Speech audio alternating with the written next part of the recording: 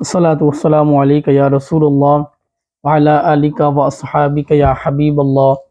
السلام علیکم ورحمۃ اللہ وبرکاتہ۔ آپ سب کو بہت بہت مبارک ہو، ماہ رمضان کی آمد اور آج آپ کے لیے سورہ کوثر کا وظیفہ لے کر حاضر ہوا ہوں۔ بتائے ہوئے طریقہ کار کے مطابق آپ نے اس وظیفے پر عمل کرنا ہے، تو انشاءاللہ عز و جل یہ ماہ رمضان کے مہینے میں کسی بھی دن آپ کر سکتے ہیں، اور ایک عدد لونگ آپ نے لینی ہے۔ اس کو آپ نے اپنے ہتھیلی یعنی ہاتھ کی ہتھیلی پر رکھ کر کیسا وظیفہ کرنا ہے اس کا مکمل طریقہ کار آپ کو بتایا جائے گا۔ اگر آپ چینل پر نیو ہیں تو سبسکرائب کرنے کے بعد اپنا پورا نام ضرور بتائیں۔ بسم اللہ الرحمن الرحیم۔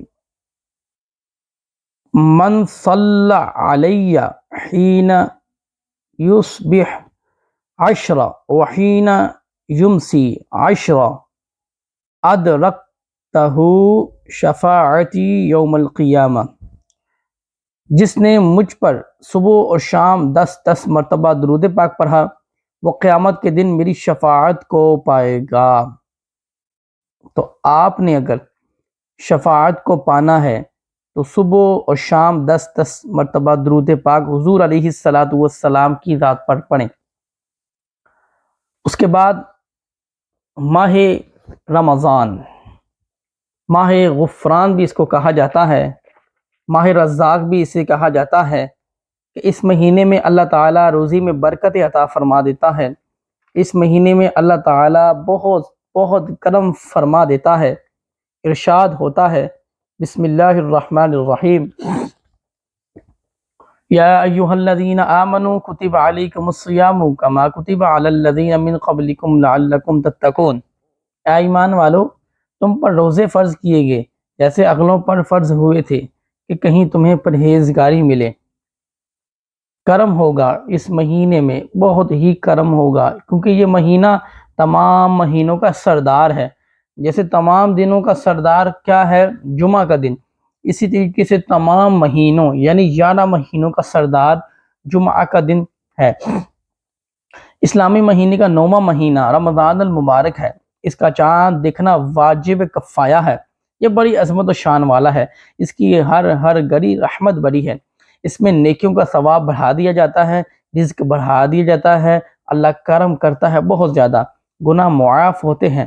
حدیث پاک میں ہے، اگر لوگوں کو معلوم ہوتا کہ رمضان کیا ہے تو میری امت تمنا کرتی کہ کاش پورا سال رمضان ہی ہوتا۔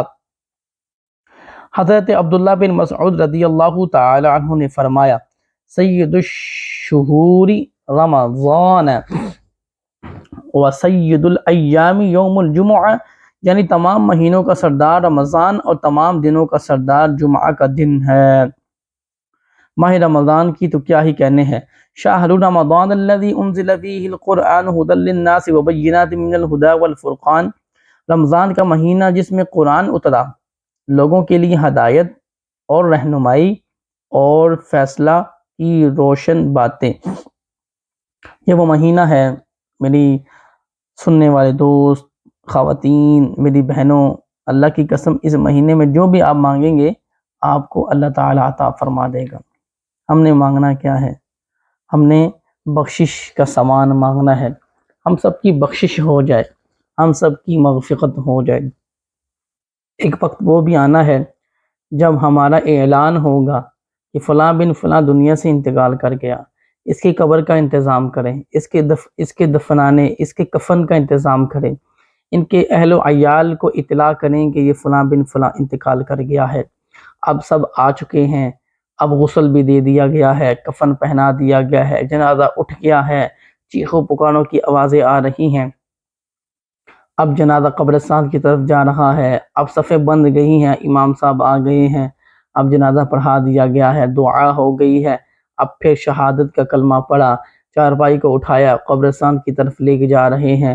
تصور ہی تصور میں دیکھیں قبرستان پہنچ گئے ہیں، اب ہمیں اٹھایا جا رہا ہے، اب ہمیں قبر کے اندر اتارا جا رہا ہے۔ فلاں بن فلاں یہ کہہ رہا ہے، پیچھے کرو پیچھے کرو، مٹی نہ گر جائے قبر میں، کوئی پتھر نہ گر جائے، اس کو دفنانا ہے۔ اپنے پیارے وہ پیارے جو ہمارے لیے ایک ایک لمحہ ہم سے دور نہیں رہ سکتے تھے، وہ پیارے کہ جو ہماری آواز سنے بغیر سوتے نہیں تھے، وہ پیارے جو ہمارا انتظار کرتے تھے، وہ ہمارے رشتہ دار جو یہ سوچتے تھے کہ یار اس کے بغیر یہ دنیا چل ہی نہیں سکتی، وہی اپنے ہاتھوں سے ہمیں دفنا رہے ہوتے ہیں۔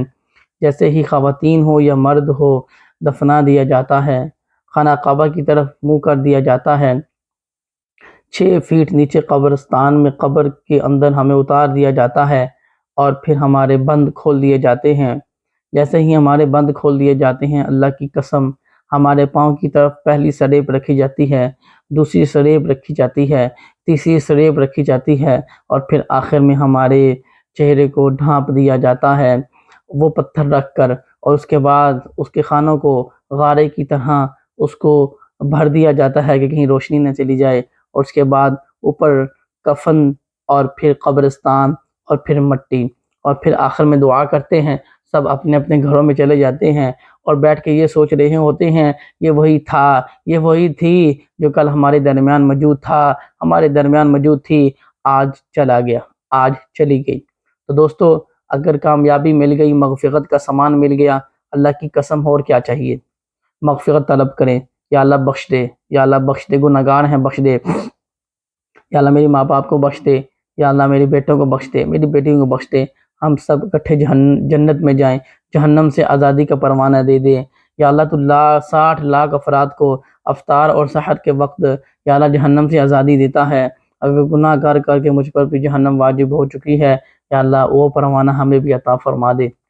تو یہ آپ نے مانگنا ہے، بخشش طلب کرنی ہے۔ اللہ تعالیٰ کی بارگاہ میں دعا ہے کہ جو کچھ اس پر عمل کرنے کی سعادت عطا فرمائے۔ وضو کریں، بسم اللہ والحمدللہ یا قادر کرتے ہوئے درود پاک پڑھیں۔ اس کے بعد آپ نے 129 مرتبہ اس نیت سے پڑھنا ہے، اپنی نیت دل میں حاضر رکھنے کے بعد 129 مرتبہ یہ لونگ کے دانے پر پڑھنا ہے سورہ کوثر، اور اس لونگ کے دانے کو آپ نے اپنے پاس رکھ لیں، یا آپ چاول بنا کر اس میں یہ ڈال کر تقسیم کر دیں۔ 129 بار آپ نے لونگ کے دانے پر سورہ کوثر پڑھنی ہے۔ اللہ تعالیٰ آپ کی ہزاروں نسلوں کو آباد رکھے، کامیابیاں عطا فرمائے، دیر و دیر دولت عطا فرمائے، شہرت عطا فرمائے، عزت عطا فرمائے، نیک اولاد عطا فرمائے، پوتے پوتیاں عطا فرمائے۔ اللہ تعالیٰ آپ کو اپنے گھر کا حج نصیب کرے، اپنی جنت میں داخلہ عطا فرمائے۔ میری دعا ہے کہ اللہ تعالیٰ سورہ کوثر کا صدقہ آپ کے ہر عمل میں کامیابیاں عطا فرمائے، جائز خواہشات کو پورا فرمائے۔ ملتے ہیں اگلی ویڈیو میں نئے وظیفے کے ساتھ، وظیفہ ضرور کیجیے گا۔ جزاک اللہ خیرہ، خدا حافظ۔